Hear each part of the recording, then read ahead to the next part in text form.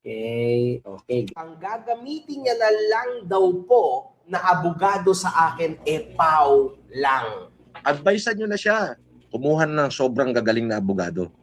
Partida, baka gamitin ko rito, pau lawyer na lang eh. Hindi pa sila manalo. So minamaliit niya po yung pau. Sa salita niya, ano pong comment niya bilang abogado? Kung akusado siya, hindi na sasabihin niya, pwede siyang kumuha ng PAO kung wala siyang income. Yung complainant naman, yung nag-aakusa, pwede rin po kayong mapagawa ng complaint dahil wala po kayong financial na kakayahan dyan sa PAO. Kahit complainant kayo. Yung sinasabi ko, yung mga kamag-anak. Tama. Siya, dependent siya, kailangan may abogado siya. Tama. Kasi akusado siya. Ngayon, kung gamit siya ng PAO, ibig sabihin wala siyang pera. Actually, nagkaroon po ng issue na yan kasi ang yabang niya. Huwag niyo kakalimutan, sabi niya, trilyonaryo daw po siya. At saka may Rolex daw siya na yun, parang gold na. Yes. Ngayon po, namatahan po siya sa Paranaque na pumipila sa PAO. Tapos sabi niya, PAO lang ang gagamitin ko sa'yo. Eh, wala siyang pera. Kasi hindi naman siya tatanggapin ng PAO. Pag wala siyang certificate sa barangay na indigent siya. Tama. Abay, wala ka palang pera eh. Ang tapang-tapang mo mga alipusta. Tapos kasuhan ka eh. Takbo ka na naman sa PAO. Eh, sayang naman yung pera ng mga gobyerno sa iyo at taxpayer para magdepensa sa iyo. Tapos, pag ganyan ka, yabang ka at ganyan ka alipusta ng mga PWD, eh, may dapat may kakayahan ka. Kung akusahin sila ikakaso sa iyo, hira ka. Attorney, kapag po ba ang isang bata na may special need ay sinabihan mo o sinabihan ng isang tao no tulad niya ng mongoloid, pangit po ba talaga na yung salita o ibig sabihin yung salitang Wala na mongoloid? kasi yung nagsasabi ng mongoloid ngayon. Noong unang panahon, yung mga tao, din-describe yun sa batang Down syndrome. May Down syndrome kasi moon face, Okay. parang buwan. Kaya mukha silang Mongols. Kaya sabi mongoloid. Pero wala na po gumagamit ng salita na yan ngayon. Kasi po nakakasama. Para ka namang nagdi-discriminate ka at talagang dinadown mo yung tao na may Down syndrome. So pag nag-refer ka sa isang tao o bata na may Down syndrome, sasabihin mo may Down syndrome siya. Hindi mo sasabihin mongoloid siya. Yung ginagamit niyang mongoloid sa pang-aalipusta eh. So straight Oo, alipusta kahit talaga. na kung minsan, biro-biro lang nila eh. Sabi niya, ano ka ba? Para kang mongoloid. Huwag kayong ganyan. Huwag niyong gamitin joke yung word na yan. Dahil masakit yan ha. Totoo Saka talaga. masama yan. May batas na. Ngayon, attorney, eto na yung inaabahan nyo. Ito talaga matindi. Pucha, may batas na baka mamaya maisip ni Culaong. Lumapit kay Attorney Rowena Guanzon kasi inaano natin siya. Kasi si Culaong masahol pa sa PWD yan eh. Di ba? Baka mamaya reklamo tayo kay Attorney Rowena Guanzon na. Sabi na, Attorney, si Macmac Pablo sa kayo mga nagko-comment sa kanyang Culaong time. Tinatawag akong abnormal, tinatawag akong kabayo. Yung ilong ko daw parang puwet. Kaya ako natawa kanina eh. Dito kay Anime AI Fans eh. Yung tumbong na nakikita ko sa medical examination. Buti na lang hindi ako natuloy medical examination noon nung papaba na ako ng United Nations sa LRT. Pababa na ako nung papunta ako medical examination ko noon pa Dubai. Buti na lang tinawagan ako ng kapatid ko na nasa Malaysia. Sabi ng kapatid ko na nasa Malaysia, Kuya Mac, meron ng trabaho dito sa Malaysia. Hindi mo na kailangan tawag dito ng mga papeles. Tanggap ka na kagad. Sabi ko, bakit gano'n? Ako manager mo tanggap ka na kagad. Di lipat kagad ako ng Malaysia. Di nakarating ako ng Malaysia. Ang bilis. Binook nila kagad ako ticket. Pagdating ko doon, nagpa-blessing ng coffee shop. Di barista. Dito. Bilang kaibigan nyo po, si former Senator Manny Pacquiao. Ito si Manny Pacquiao na mag-ahalatang nagiging trapon. Ikaw, wag mong ididikit sa pangalan ko yan. Kung magpo-post ka na lang, wag mong pa-share sa FLM family yan. Ginano mo si John. Alam mong may utang sa akin yan hindi pa nagbabayad Malatuba yan. Si Manny. $30 million ang utang sa amin yan. 30,200,000 US. 2018 yun. That would be 1,700,000,000. Yung matisipay, Pacquiao matisipay, pinromote niya mag-isa na nangutang siya sa amin. Complete, nakademanda yan. Lalabasan na nga ng warrant yan eh. Ginamit niya yung pagka-senador. Sinabi niya yan, attorney. Seryoso yan, ha? Nakita ko yung itsura niya, hindi naman siya mukhang mayaman, ha? Mukha nga siyang hindi naligo, eh. Tapos utangan siya ni Manny ng 3 million. Do you think? Ang bihira na. Baka may diferensya na. May something na ito, ah. Hindi na yan kayabangan lang, eh. Hindi, magyabang ka, yung parang may konting katotohanan para maniwala sa'yo. Itong yabang na alam ng tao, hindi talaga pwede yan. Pero knowing ex-senator Manny Pacquiao, sa tingin niyo po ba makakapangutang siya sa tao, sa isang taong normal lang tulad ni Norman Mangusinang, $30.2 million po? Sa tingin niyo po? Which is Number 1.7 one, I don't think he billion? needs to utang because he has money.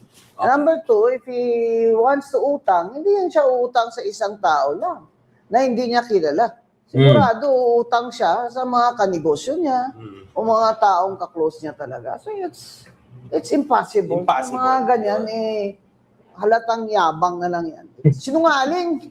At sinabi niya rin po na nakademanda na daw po ito at lalabasan na ng warrant si former Senator Manny Pacquiao. Aba, try niya. Try niya. Kung yan ang sa panaginip niya, i-try niya. At ito pa, attorney, ha? Ito, legit ho ito. Sagot. Bakit yung nanay ni Pacquiao mas masahol pa sa baluga? Sagot. Ano? Wala ka palang maisagot. Gonggong. Sinabi niya po yan, ha? Medyo mukhang na-shock si attorney, pero totoo po yan. Again, that's the libel, ha? Sinabi niya yan, ha? That's libel. That's libel. Di ba? Ang sarap pagkausap mo, abogado eh. Ang dami mong matututunan eh. Naku, meron nga pala akong isasangguni kay Attorney Nonoy, nakalimutan ko na. Kung sinabi niya yun sa kanyang TikTok, sa kanyang subnet, Sinabi niya po yan. that's libel. Ano, nakilala niyo po ba yun? Mamaya, patulan siya ni Mami Judicia. Nakilala niyo po ba si Mami Jonisha? Hindi na. Okay. Si Manny na. Saka, ano yan eh, di ba? Aside from boksingero, nag-ano yan eh. Nagwawali siya eh. Nagsisermon siya sa may mga simbahan yata. Opo, tama. So, Tapos tumutulong din po yan sa mga tao, nagbibigay ng oo pera. naman. Kahit si Mami Judicia.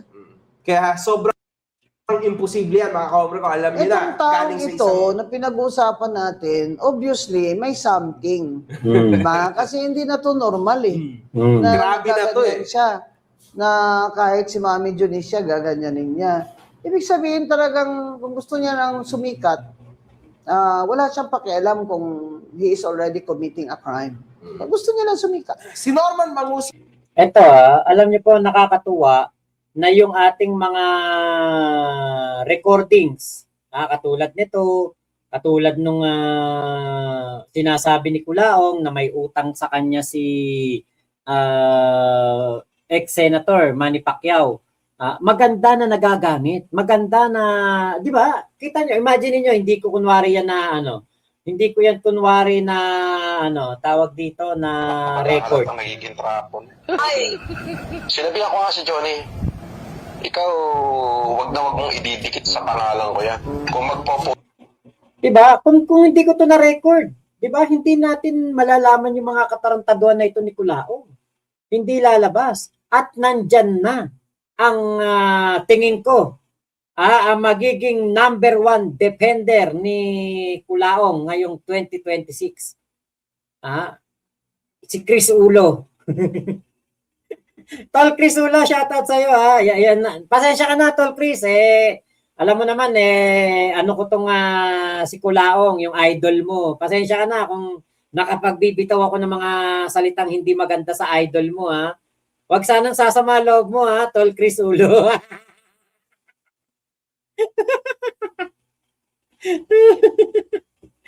Nako. Diba? Buti talaga na-record ko to eh. Kasi kung hindi ko to na-record, di natin to mapag-uusapan. Hindi ito magagamit ni MG. Hindi malalaman ni MG to kung babanatan niya si Kulaong. Diba? Okay, boss, ask ko lang, Ilocano ka po ba? Kasi madami kong kabarkada sa probinsya namin na Ulo apelyido eh. Hindi, ano lang yan ni Tol Chris Ulo, palayaw niya lang yan. Yung ano lang yan, tawag lang sa kanya o yung ano niya lang yan, screen name. Alam niyo naman mga artista, kailangan ng screen name. Yung mga bigatin. Mga matitindi. Okay, may celebrity na pumasok. Yan si Tol Chris Ulo. Napakagaling na vlogger niyan. Tropa pips natin yan. I-ano niyo yan, follow niyo yan, supportahan niyo si Tol Chris Ulo. Yan ang magtatanggol ngayon kay Kulaong 2026. Tuwa ako Tol Chris nung nabasa ko yun sa GC natin kasi nakalive ako nun eh. Yung pala yung sinasabi mo na nakakahiya. Fantasy-prone personality is a disposition or personality trait in which a person experiences a lifelong, extensive, and deep involvement in fantasy. Ayun. Unruly Mammon. Nakakahiya nga daw. Ayan. Meron nga talagang mga apelidong ulo. Meron nga. Meron nga apelido, di ba? Siko. Meron akong Siko. S-I-K-O. Yung pagtawa at pagmumura ni Kulaong sa mga basher ay defense mechanism niya na lang yun para matago yung stress, anxiety, at problema niya. Alam nyo, yan, yung pagkaka-video ko na yan kay Kulaong. Ano lang yan eh, nagkaroon lang ako ng parang bigla ko lang naisip, record ko kaya itong tawagan namin. Parang bigla na lang, parang naiisip ko, putya, pinapabanatan sa akin ni Kulaong tong syempre FLM tatawag ko nun. Pinapabanatan sa akin ni FLM. Etong si Judge Marlena Manuel, sabi ko. Sa isip ko parang, baka mami, demanda ako dito. Ire-record ko kasi para na siya nag-utos. Nung 'di ba nung kasi sa recordings, putol yun eh.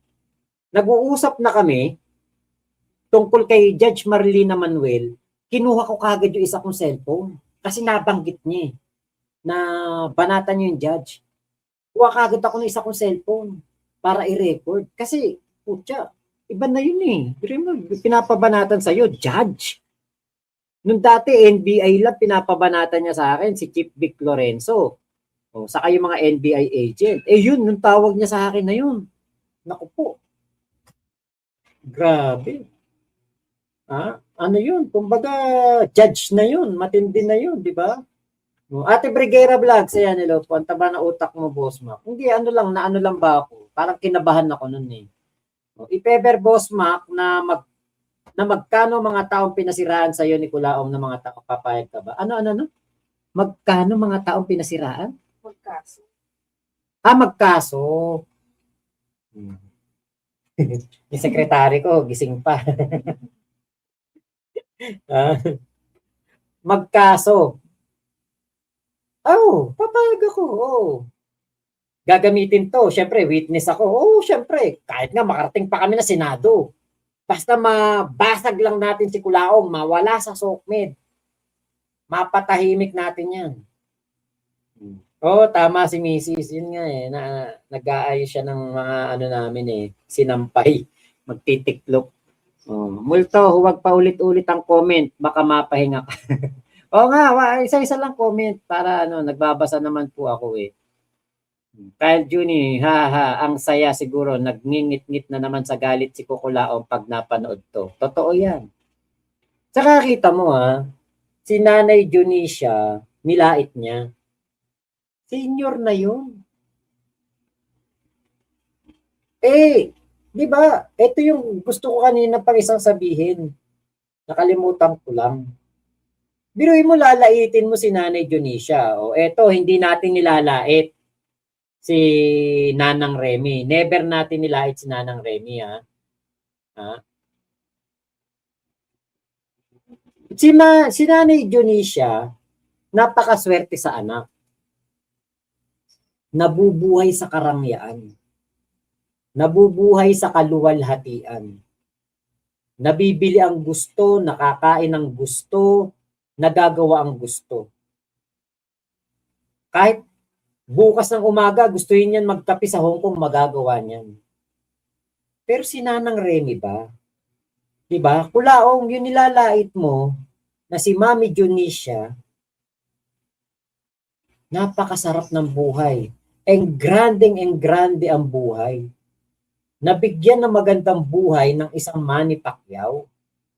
Kung ba kulaong, ano bang magandang buhay na ibigay mo kay Nanang Remy? Anong magandang buhay na ibigay mo kay Nanang Remy? Meron ba? Yun ang tanong, meron ba?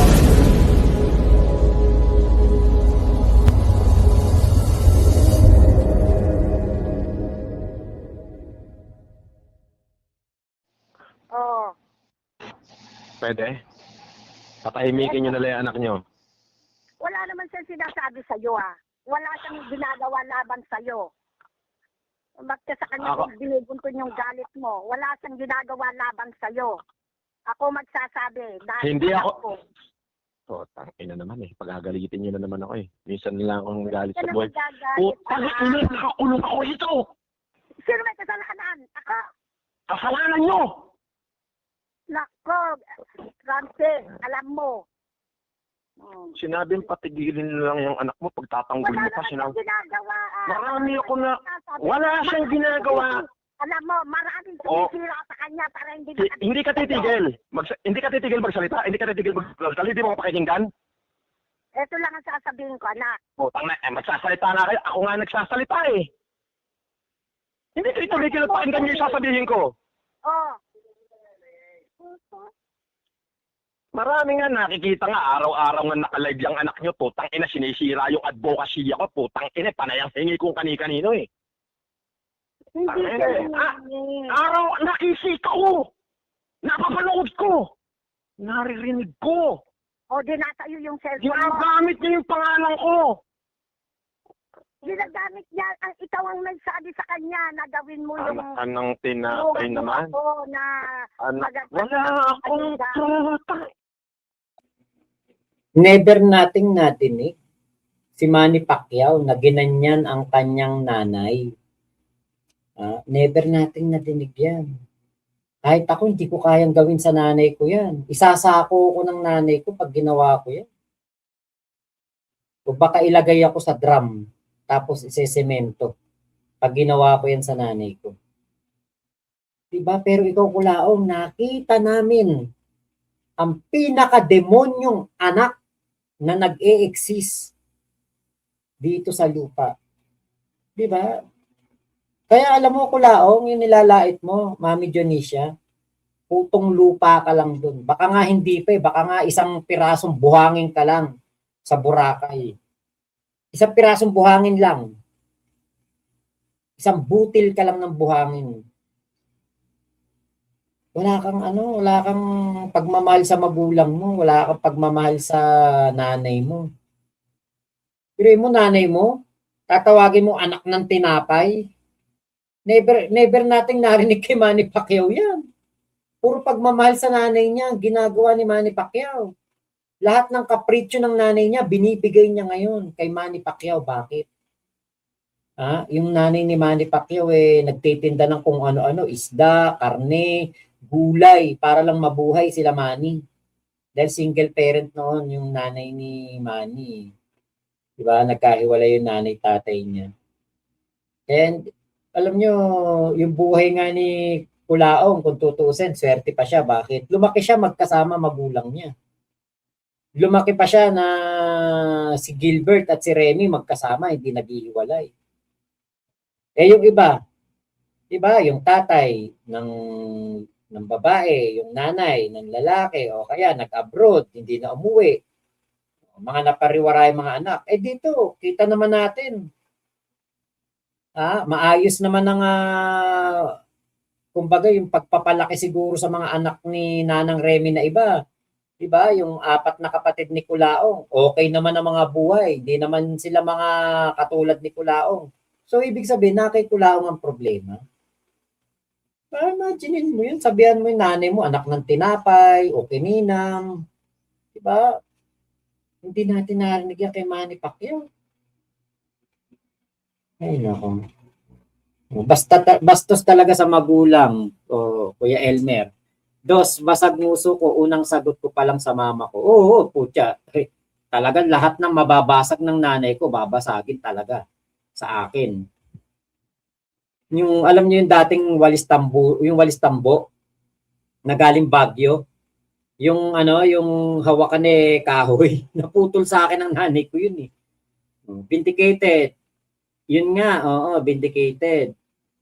Press mo lang yung, sabi ni Kuya Elmer, ano ba to? Brigera Vlogs, Elmer, press mo lang yung dollar sign para makapagpakulay. Makikita mo yung dollar sign.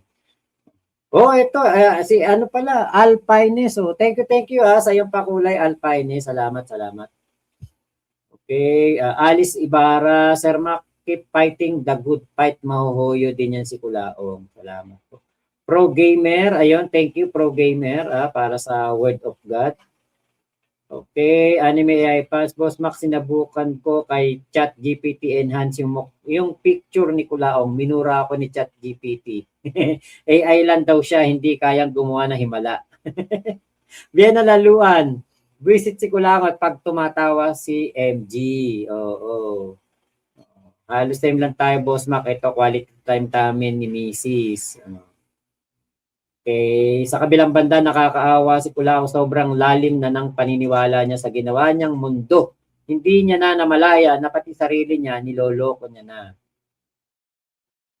May nag-comment diyan kanina, hindi ko daw nabasa yung comment niya, pero nabasa ko naman. Yung tungkol sa, ano ba yun? Titanic, si Mangunik. May nag-comment diyan kanina, hindi ko daw binasa yung comment niya. Yun, si Achilles Jude Tadeo. Nabasa ko yun, yung tungkol sa Titanic, yung comment mo. Okay. Sana nga magkaso yung mga tao dun sa na-record ko. Kasi nandito naman sa akin yung yung video nun. Kyle Juni, yan ang power ng gut feeling. Sinunod ni Boss Mac yung gut feeling niya. Ngayon, napakalaking ebidensya ang result. Oo, Kyle Juni, nagagamit, di ba? Para kay Kulaong. Sinungaling din yan, pati si Jam Mangusin, sabi ni Iskam Kalasag. Okay. Pwede kaya magkaso kay Kulaong kasi nabangungot ako dahil sa kaya. Illegal bangungot, Illegal bangungot tawag diyan. Nasaan ba yung comment niya kanina? Nakita ko yun eh. Joey Mystico, Francis din pala talaga tawag sa kanya ni Nanang Remy. Hindi ko nga alam kung bakit ganun eh. Kuya Henry, dapat yung pick ni Kulaong na may talent, mata nilagay mo, Mac. Yung talent na kaya na isang mata lang kayang pagalawin. Okay, nabasa ko yung kanina eh. Yung sinabi mo, okay, Boss Mac, totoo ba na minulis? Okay, hindi ko po alam. Toby Daga. Nagtatanong po sa iyo si Elmer, Boss Mac, paano daw po magpakulay? Yun pala yun. Okay, present Mac mo, medyo late ako, pero umabot. Pasign, ayun, pasign from Dubai. Christopher Sereno, ayun, shoutout po.